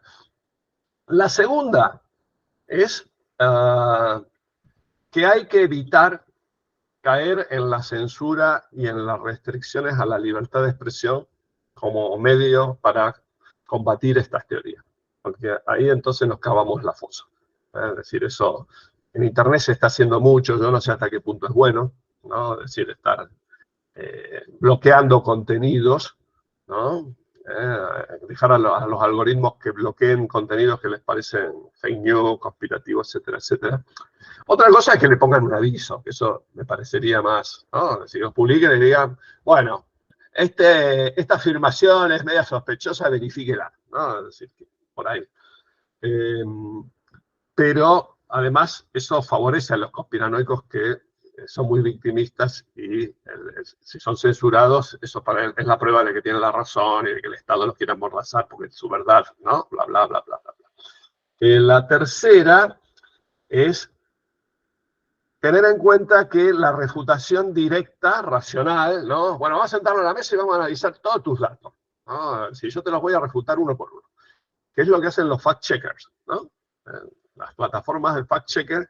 Y yo lo que veo, que lo único que logran esas plataformas de fact-checker es atraer como moscas a los conspiracionistas más radicales que las atacan, ¿no? Es decir, continuamente están troleando, ¿no? Es decir, les acusan de ser agentes de Soros, ser agentes de las farmacéuticas, ser agentes de todo. Es decir, evidentemente, los fact-checkers son útiles para convencer a aquellos que no están tan convencidos, ¿no? Pero para los que, al núcleo duro, ¿no? Es decir, por más que le refutes, no hay manera, yo lo veo, ¿no? Es decir, veo los fact-checkers y abajo veo los comentarios, ¿no? Es decir, y bueno, los comentarios son insultos ad hominem. En general ni siquiera entran, se toman la molestia de discutir la refutación, sino lo que hacen es, dicen esto porque están vendidos, dicen, ¿no? Es decir, o sea, eso es un problema porque ya no hay lo que tanto le gustaría a Habermas, ¿no? Es decir, espacios comunes para la acción comunicativa, ¿no? Es decir, no hay presupuestos comunes para discutir ni para decidir cómo se prueban las cosas, ¿no? Es decir, porque tus pruebas no las aceptan, ¿no? Es decir, te van a decir que son pruebas inventadas, que son falsas, y tú le vas a decir lo mismo, ¿no? Es decir, bueno, otra opción es ser pragmáticos y ver si se puede llegar a algún acuerdo. Por ejemplo, ahora acá en España tenemos este rebrote del negacionismo climático. Es verdad que como España está en un boom de energías renovables, las empresas de energías renovables están metiéndose por todas partes y se están metiendo en lugares, en campos, ¿no? Campos de los pequeños campesinos y los desalojan, ¿no? Es decir, o sea, están actuando de manera prepotente, ¿no? Entonces, hay muchas protestas sociales. Vamos a la película esta, Las Bestas, ¿no? La que ganó todos los premios ahora, va de eso, ¿no? Es decir, que quieren instalarle, creo que un molino eólico en Galicia y todo el conflicto que se suscita la que ganó los Goyas, ¿no? Se suscita en torno a esto. Bueno, podemos unirnos con los negacionistas climáticos para luchar contra esa, ¿no? Contra la instalación de esa central eólica que se hace a espalda de los intereses de la población, ¿no? En algunos casos sí, se podría. Hay otros que yo no sé si podemos ponernos de acuerdo, ¿no? Otra estrategia que dicen, sobre todo los médicos que estaban con el tema de las vacunas, dicen que en los antivacunas, que serían el 10% de la población, pues hay un 2 o 3% que es irreductible, ¿no? Es decir, o sea, hay gente que jamás se va a vacunar, ¿no? Es decir, o sea, ni a ellos ni a sus hijos, de nada. Y luego hay un 7% que son, depende, esta vacuna sí, esta vacuna no. Y bueno, dice que hay que trabajar con eso, ¿no? Es decir, tratar de discutir y polemizar con esos que no son ya irrecuperables, por decirlo así, ¿no? Esa es otra estrategia. O evitar que convenzan más gente, ¿no? Es decir, tratar de centrarse en los dudosos. Esa es otra estrategia. Bueno, y luego también hay que advertir la posibilidad de que no haya acuerdo, ¿no? Que yo la veo, me parece que estoy viendo ahora con el cambio, con los negacionistas del cambio climático, empieza a no haber posibilidad de acuerdo, porque te dicen no hay cambio climático y todo, decir, bueno, y la temperatura, bueno, estos son rachas, ¿no? Y los informes del IPCC son todos falsificados, es una campaña de terror para asustarnos. Primero nos quisieron asustar con el COVID, ahora nos quieren asustar con esto, son políticas del miedo. Sobre todo el problema es que no hay ya puentes, ¿no? Es decir, hay una ruptura de los consensos básicos en torno a cómo se debe discutir, cómo se deben dilucidar determinadas cuestiones, ¿no? Es decir, no hay, si no hay confianza en los científicos, no hay confianza en los médicos, no hay confianza en la justicia, ni siquiera hay confianza en la policía, que se la considera, ¿no? Que también está al servicio de no sé qué, ¿no? Entonces, no hay confianza en los políticos, no hay confianza en los medios de comunicación, es muy difícil, ¿no? Poder llegar a algún tipo de acuerdo. Entonces, ahí llegamos a la cuestión más de fondo, que es la que creo que es preocupante, porque a mi modo de ver, estas teorías son interesantes porque lo que nos revelan son una gran crisis de confianza que está creciendo en las sociedades avanzadas, que es una gran crisis de confianza básicamente en lo que llamamos los sistemas expertos, es decir, en todas aquellas instituciones que estaban hasta ahora legitimadas para decir la verdad, para certificar la verdad, llámese desde el Servicio Meteorológico hasta el Instituto de Estadística, ¿no? Nacional de Estadística, hasta un laboratorio de física nuclear, ¿no? Hasta pues, un canal de televisión, un periódico progresista o no.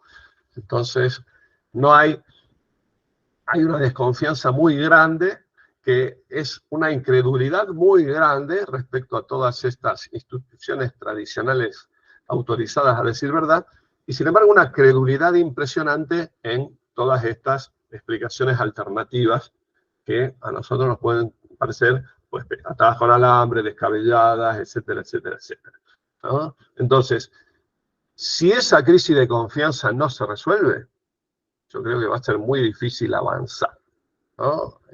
en el diálogo, ¿no? Con la gente que cree en estas teorías conspirativas.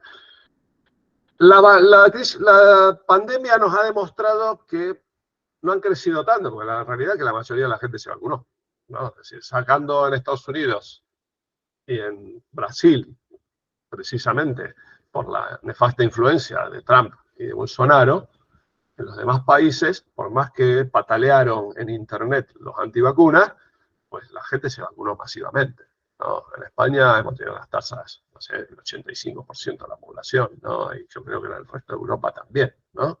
Entonces, me parece que la cosa no se ha salido de madre, digamos, ha quedado en un grupo, en un pequeño sector de la población, pero que podría crecer, ¿no? Entonces, la cuestión es, si crece, ¿qué va a pasar? Pues yo creo que ahí se presenta un problema institucional, ya no desborda nuestras cuestiones epistemológicas de facultad y de escritorio y de congreso especializado. Si se pierde la confianza social es el cemento, ¿no? De la sociedad, ¿no? Es decir, yo creo que la compañía de la luz no me va a estafar con el contador. Creo que el banco, bueno, creo que me va a estafar un poquito, pero no todo, ¿no? Es decir, creo que la policía no me va a endilgar ¿no? No va a indilgar sistemáticamente muertos ajenos a inocentes, aunque a veces lo haga, ¿no? Es decir, creo, en general, que más... ¿Por qué? Porque eso lo decía un sociólogo que estudió el tema, dice, porque es más económico confiar que desconfiar, ¿no? Es decir, si mantenemos una desconfianza sistemática, los costos, no solo psicológicos, de vivir, ¿no?, en alerta, me están engañando. Me está engañando mi madre, me está engañando mi novia, me engaña el vecino, el portero, los compañeros de la facultad que me quieren sacar, me están haciendo una camita para echarme del departamento, ¿no? No, es decir, todos me están engañando.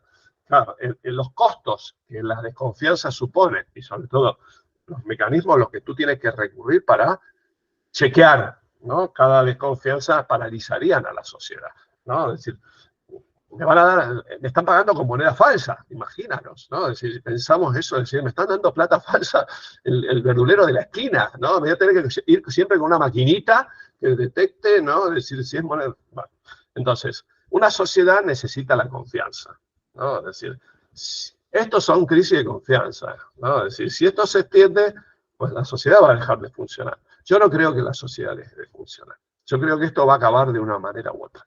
Entonces, una posibilidad es que se recupere democráticamente la confianza en las instituciones por una especie de catarsis que haya que hacer, ¿no? Es decir, cambios en la manera de comunicar la ciencia, cambios en la educación, cambios en la concepción política, que entendamos que la política tiene secretos, pero que esos secretos no son siempre secretos malignos, ¿no? Sino tienen que ver, pues, con la estrategia del jugador de ajedrez, ¿no? Es decir, el jugador de ajedrez, bueno, puede pretender que tu embajador, cuando está negociando con el embajador del país de al lado, publique cuál es su estrategia de negociación, ¿no? Es decir, porque si la sabe el embajador ajeno, pues no tenés margen de hacer negociación alguna, ¿no? Está claro que la política implica cierto margen de secreto, ¿no? Es decir, o sea, asumir esa realidad, asumir las opacidades de la vida social, dejar de estar esperando la transparencia perfecta, que es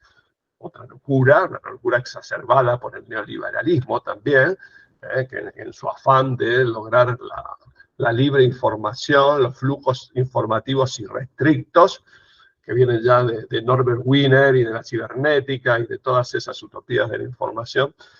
Todo eso, cambiar todo eso, sería una solución. Y la otra solución es una salida autoritaria, ¿no? Que llegue un momento en que haya una crisis, la crisis de confianza, haga que la sociedad se torne tan insostenible que de repente busquemos una autoridad, un líder, un poder o lo que sea, que diga dogmáticamente, así son las cosas, esto significa, no se acepta discusión, y a partir de allí, ¿no? Y todos quizás respiraremos aliviados porque este líder autoritario, este dictador o este sistema, ¿no? O esta inteligencia artificial, como gusta decir ahora, ¿no?, los apocalípticos de la inteligencia artificial, pues ya nos han sacado toda esa angustia, ¿no?, que nos producía la desconfianza, ¿no? Ahora todos rendimos la confianza a ese gran algoritmo que se va a encargar de todo, ¿no? Es decir, quizás, a lo mejor estoy haciendo ciencia ficción, ¿no? Es decir, pero bueno, yo creo que así están las cosas y aquí me quedo con muchísimas cosas en el tintero y algunas las podemos hablar en los minutos que nos quedan. Bueno, querido Pablo, la verdad que un agradecimiento enorme. Ha sido absolutamente interesante todo lo que compartiste con nosotros. La verdad que fue una instancia sumamente productiva. Habíamos pautado, digamos, que la actividad no se extendiera más allá de las 19 horas, hora argentina. Hay que recordar además que Pablo está en España, así que se está acercando a la medianoche por allí. Así que, pero la verdad, en nombre de todo el equipo de la Cátedra de Semiótica, sobre todo, agradecerte la presencia, ha sido un lujo. Y la idea, por supuesto que tu presentación ha permitido, digamos, extender una serie de hilos y de cuestiones bastante múltiples. Así que la idea es abrir un poco el foro, el ágora, para que aquellos que quieran preguntarte algo o comentar algo, lo puedan hacer, ¿eh? Simplemente tienen que activar el micrófono y tomar la palabra. En el caso de que quieran usar el foro, recuerden el chat, perdón, recuerden que el chat, en el chat encuentran el link por si hay algún asistente que todavía no ha registrado su asistencia. La gente del área informática ha dejado el link para que ustedes puedan registrar esa asistencia y así generar su certificado. Si hay alguien que quiere evitar, digamos, tomar la palabra a través del micrófono y escribir su pregunta, pueden hacerlo a través del chat. Yo la leeré en todo caso.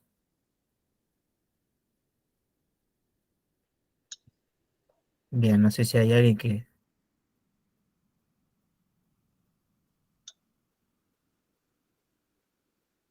quiera levantar su mano. Acerca de lo que están escribiendo en el... Cortito nomás, un agradecimiento porque la verdad que es un espacio que me intrigó cuando fue la invitación a través de la facultad y realmente menos mal que me inscribí y pude participar porque es muy interesante. No puedo agregar nada porque lo que diría en mi reflexión de lo que escuché sería repetir algo que ya dijo Pablo. Nada más que vendría de la mano, yo soy estudiante de profesorado de teatro, estoy terminando, si Dios quiere, prontito. Nada, que las reglas del juego en realidad es lo que hay que volver a respetar, ¿no? Hablando, yo me voy a lo lúdico, pero se aplica en todos los campos. Y el descreimiento y la desconfianza totalmente es lo que hoy vemos es cotidiano, es cotidiano. Y la verdad que no sé si es molestia la palabra, pero inquieta y preocupa mucho. Eso nada más. Muchísimas gracias. Muy amable. Bueno, no sé. Si no hay preguntas, si quieres, larga la que quedaba. Y si tenemos que agotar el tiempo que queda. Bueno, sí, recuerdo que la transmisión, la grabación del evento va a estar disponible a través de YouTube, para la gente que está preguntando a través del chat esa circunstancia. Bueno, justamente, yo tengo una pregunta, querido Pablo, más allá de las que estaban pautadas, que me pareció muy interesante cuando habías iniciado, digamos, la conversación. Me quedé pensando en preguntarte si lo has trabajado, si lo has pensado. A pesar de que te dijiste hay que ser muy cuidadoso con hablar de categorías psicológicas, ¿no? Cuando uno trata con las teorías conspirativas, si no pensás que de alguna manera la teoría conspirativa conecta con ciertos estados anímicos, ¿no? Si uno podría pensar que hay allí una relación entre el auge o la proliferación de narraciones vinculadas con la conspiración con ciertos estados anímicos sociales, ¿no? Tal vez, más que individuales. Sí, hay una copiosa bibliografía de psicólogos sociales sobre esto, ¿no? Es decir, que se han dedicado a estudiar, no solo hacer los típicos experimentos que hacen los psicólogos sociales, ¿no? Es decir, juntan a algunos estudiantes, siempre el sufrido estudiante del psicólogo social que lo pescan para hacer grupos de ratitas de laboratorio psicológico, ¿no? Es decir, que los dividen en dos, bueno, entonces a algunos les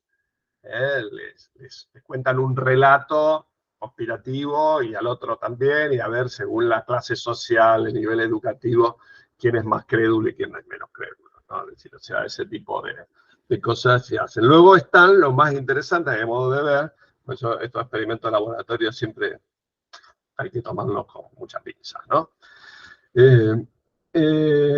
Observación participante en web, en grupos, en comunidades de internautas conspirativos, ¿no? O sea, a veces infiltrándose, cosa que éticamente no está muy bien, ya sabemos, ¿no? Es decir, que hay que avisar, ¿no? Hola, soy un antropólogo que los vengo a estudiar, ¿no? Y otras es, pues nada, hacerse pasar por un interesado y estar allí tomando nota y sacando fotos de todo el chat, ¿no? Es decir, luego ahí ya tenés un material discursivo muy interesante para analizar y bueno, y luego cruzás con los perfiles, ¿no? Para ver, ¿no? Qué tipo de perfil suelta cada cosa. Yo hice un poquito muy casera en un paper que ahora voy a presentar En fin, pero muy casero, ¿no? Es decir, los perfiles, a los perfiles dicen dan bastante información, al estilo Goffman, ¿no? Es decir, careteo, ¿no? Es decir, ¿qué imagen del yo quiero presentar ante, ¿no? ¿Qué identidad virtual quiero asumir yo? ¿No? Es decir, eso te dice bastante. Entonces,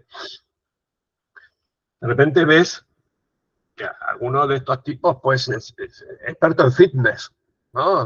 Es decir, un gran teórico de la conspiración es un tipo que su actividad profesional es el fitness, ¿no? Es decir, o cosas de esas, ¿no? Es decir, no son...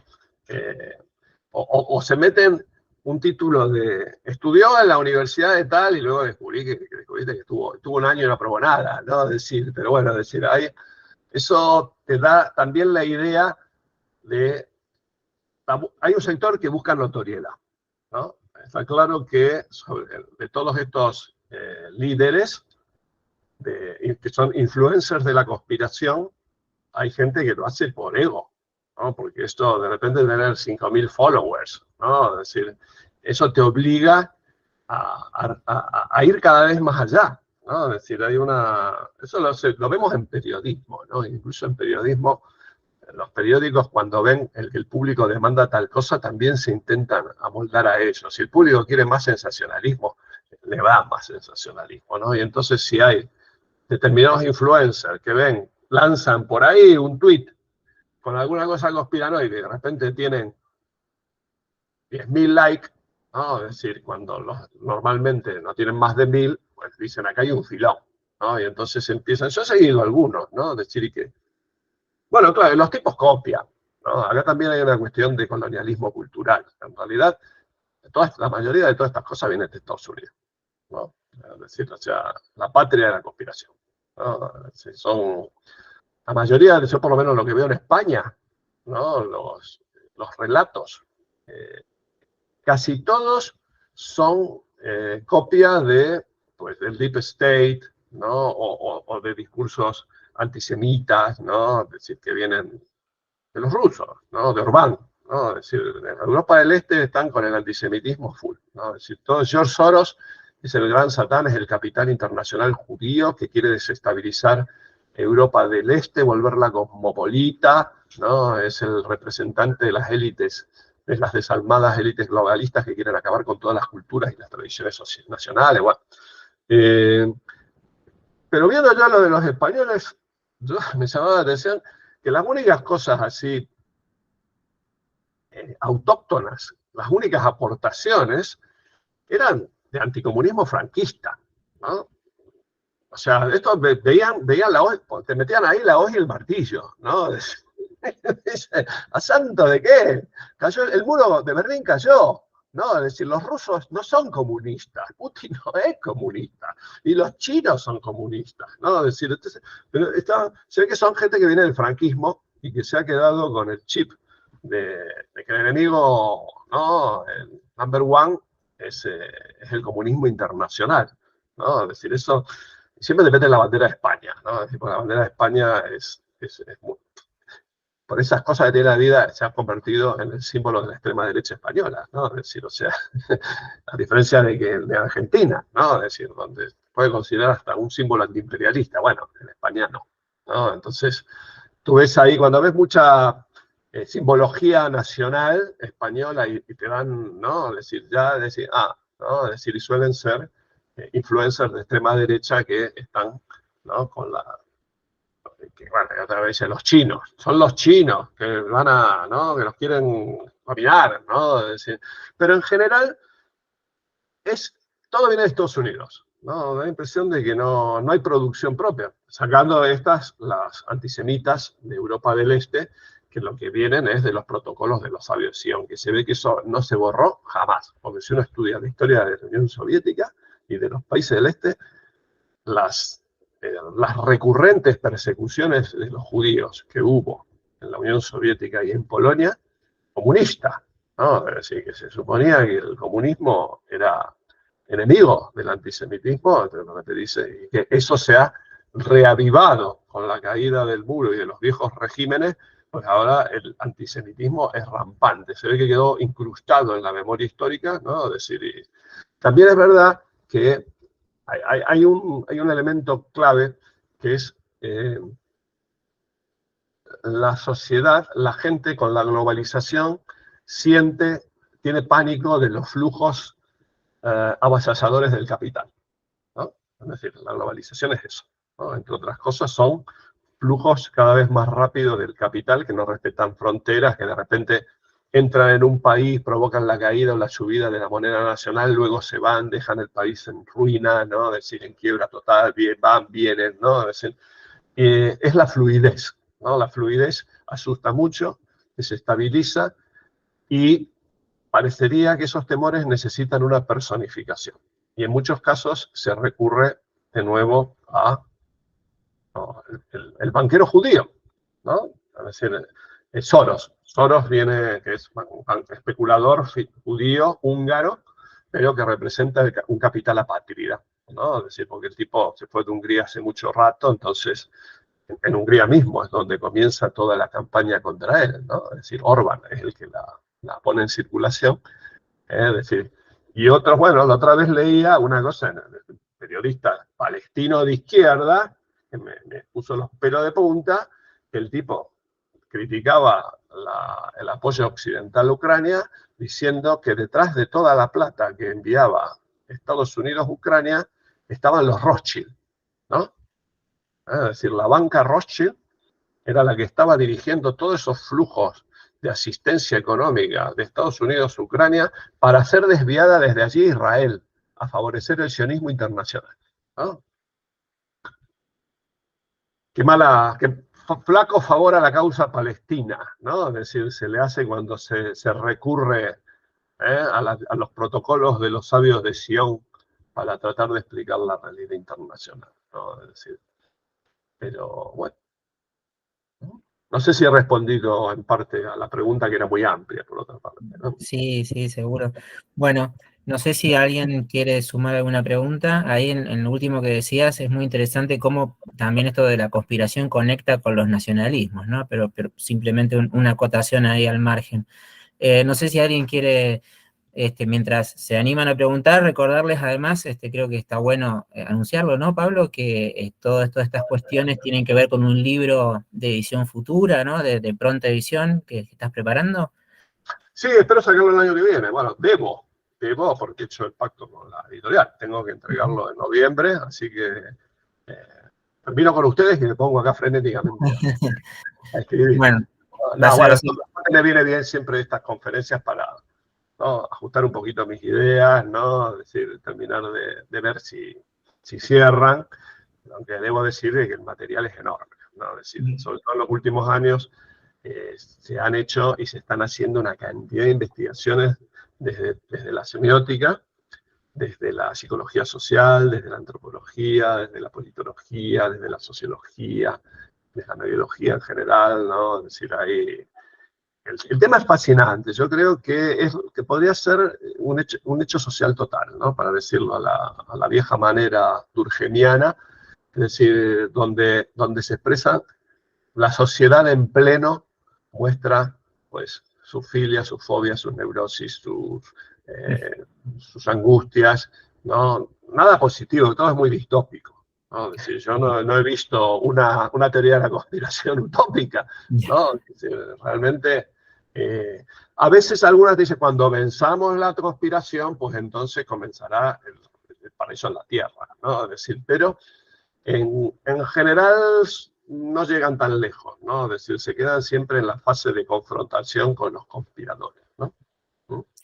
Bien, También entonces, tengo que hacer una última observación. A veces las teorías de la conspiración han cumplido un papel progresivo en la historia, ya es para terminar de complicarles la cabeza un poco más, ¿no? Es decir, y hay dos casos.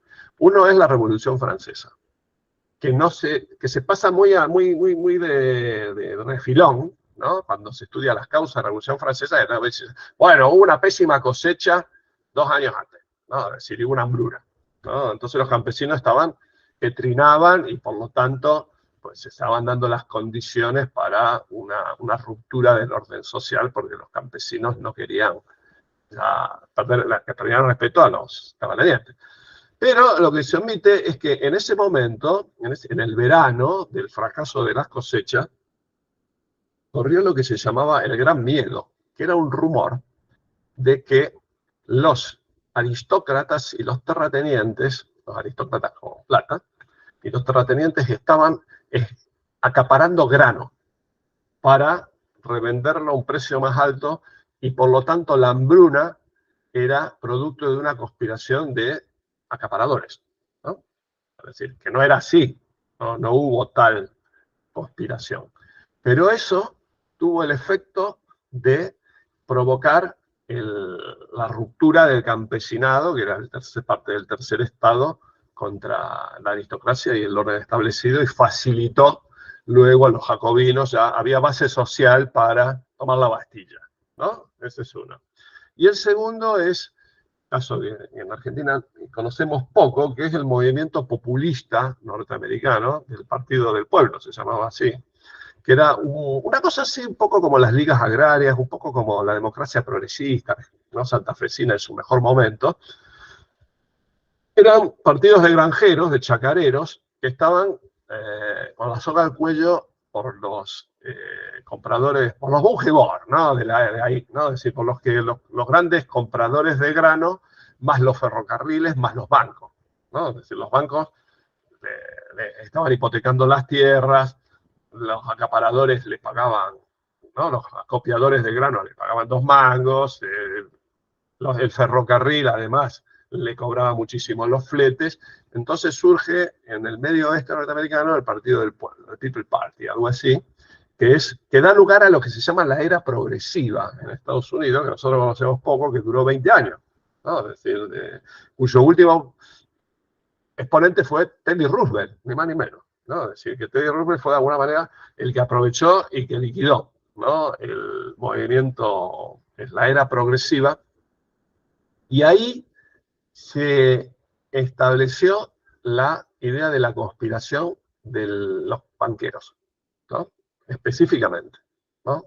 Es decir, hay los banqueros de Wall Street, ¿no? Ahí parece Wall Street como el gran Satán, como el malo de la película, ¿no? Es decir, Wall Street pasa a ser la definición de el mal, las finanzas diabólicas. Wall Street, tal. Y al calor de... Luego se convierte en Europa. La City de Londres pasa a ser, ¿no? También la otra mala, ¿no? Cosa que no suena muy familiar, ¿no? Es decir, de hecho, siempre estamos diciendo, Wall Street es Wall Street, la culpa la tiene Wall Street, ¿no? Es decir, no tenemos dólares por Wall Street, sube la tasa de interés de la deuda por Wall Street, ¿no? Está ahí Gekko, el de la película ¿no? El lobo de Wall Street, todos estos tipos ahí conspirando para estrujarlo. Bueno, a resultas de esta movida, de esta protesta, se introducen en Estados Unidos las primeras leyes antimonopolio, las leyes antitrust, ¿no? O sea, que siguen siendo, ojalá tuviéramos nosotros en Argentina y en España unas leyes antitrust como las que tienen los norteamericanos. Que de repente a Hollywood le dieron un tiro de gracia, obligaron a Hollywood a disolverse prácticamente, porque Hollywood las productoras se habían comprado todas las salas de cine, ¿no? Habían construido un monopolio vertical, es decir, una sentencia de la Corte Suprema del 49, ¡pum!, tiene que deshacerse de todas las salas. Y fue el comienzo del fin de los grandes estudios de Hollywood, ¿no? Se les acabó, tenían la vaca atada, ¿no? Es decir, bueno, esas cosas, eso es la herencia de una teoría conspirativa, ¿no? Es decir, de que había una conspiración contra los granjeros dirigida desde Wall Street y de los monopolios, que habían surgido por primera vez, ¿no? Entonces, a veces eso ocurre. A veces esas teorías conspirativas movilizan, y movilizan en sentido positivo, ¿no? Es decir, yo hoy no las veo, ¿no? Trato de verlas, a veces para ilusionarme un poco de ver algunas teorías conspirativas que puedan tener algún efecto positivo, pero podrían, ¿no? Es decir, no está claro ni escrito que toda teoría conspirativa tiene que ser reaccionaria, ¿no? Necesariamente, ¿no? Es decir, suelen serlo porque creer que la historia la manejan unos pocos y los demás somos como unos autómatas, ¿no? Es decir, engañados, no es muy progresista como visión de la historia, claro está, ¿no? Es decir, pero creer que hay unos malvados que nos están haciendo algo imposible, que tenemos que luchar contra ellos, pues puede servir para la movilización, ¿no? Es decir, si da la casualidad que los malvados son los malvados que realmente tienen que ver, ¿no? Pues si no, terminamos luchando contra los molinos de viento, ¿no? Como pasa con los negacionistas climáticos. Ahora se las están agarrando. O los del 5G, ¿no? Es decir, se dedicaron a destruir antenas de 5G, porque decían que provocaban ondas que nos hacían vulnerables al COVID, ¿no? O sea, eso sí que es mirar fuera el tarro, ¿no? Es decir, escúchame, es decir, la cosa no pasa por ahí, ¿no? Pero bueno, lo dejo como final abierto, ¿eh? Como en el Eternauta. ¿Qué pasará? Juan Salvo. Está bien. Muy adecuada, una referencia muy adecuada. Bueno, agradecerte y otra vez, ya infinitamente, agradecer también a la gente que participó de la reunión, muchas gracias. Recordar que esta jornada se continúa y termina en un segundo encuentro, donde vamos a recibir el miércoles 28 de junio, lo recuerdo nuevamente, a Nicolás Hernández Mejía, especialista de la Universidad de México, que va a trabajar sobre la cuestión entre músicas urbanas y culturas originarias. Bueno, muy amable Pablo por todo. Bueno, gracias por el interés, la presencia, y bueno, y nada, ojalá haya otra y que si es posible sea analógica, presencial, allí a la orilla del Paraná. Por favor, sería un lujo. Ojalá. Siempre queda abierto. Venga, hasta otra. Hasta luego.